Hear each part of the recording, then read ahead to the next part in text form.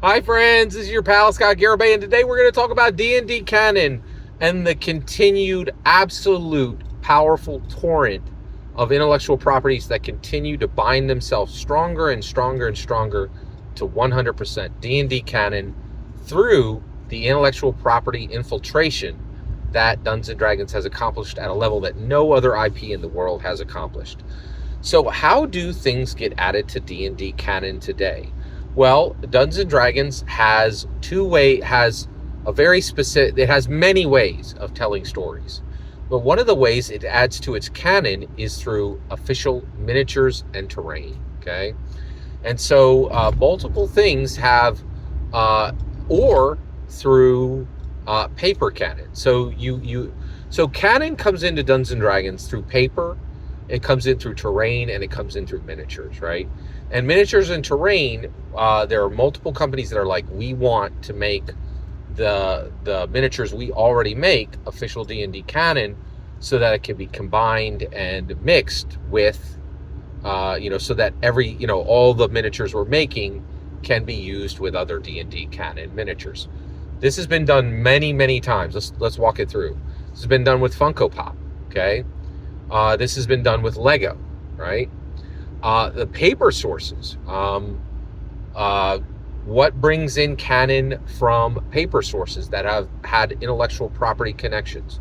Trivial Pursuit, Yahtzee. Oh, yeah, actually, Yahtzee's is a dice connection. I had forgotten that. There's also canon that is brought in through dice. Every dice set that's ever been built by Yahtzee is now D&D canon because there are official D&D dice, right, which allow all of these other Yahtzee dice to add in additional canon and connect those worlds into narrative and identity, experiencing the way that Dungeons & Dragons was built for, right?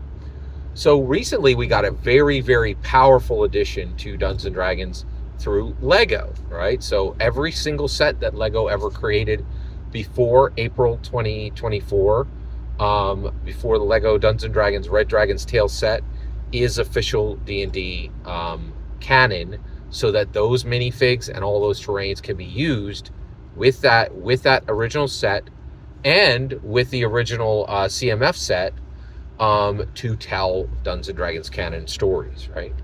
Well, guess what? They just announced Lego Godzilla. I was like, holy cows, this is incredible. Lego Godzilla.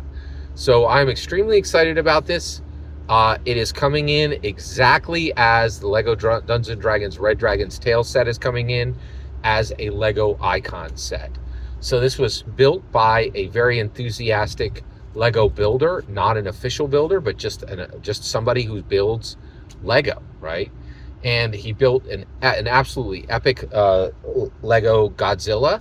And then Lego literally has a nice, very beautiful system.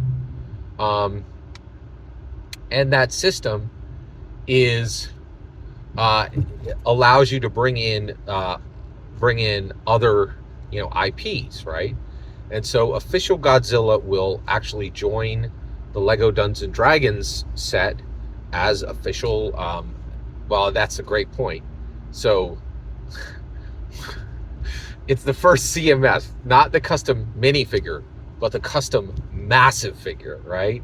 So Lego Godzilla is the first Lego Dungeons & Dragons CMF Lego massive figure.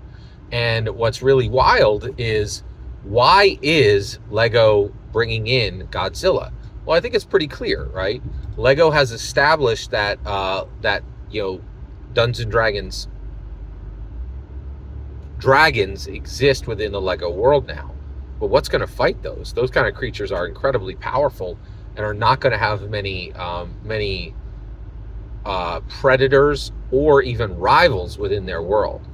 But Lego Godzilla actually is an opponent that could take on 5 chromatics.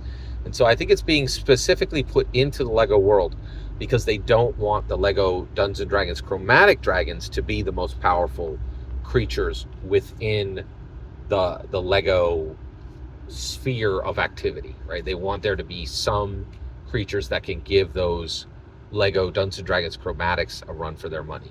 Every single word you just heard in this video is my humble opinion. The important part is when I get to hear nothing more, nothing less. The important part is when I get to hear your humble opinion when you get in the comments and send your traffic. Please consider liking, subscribing, and have a fetch millennium.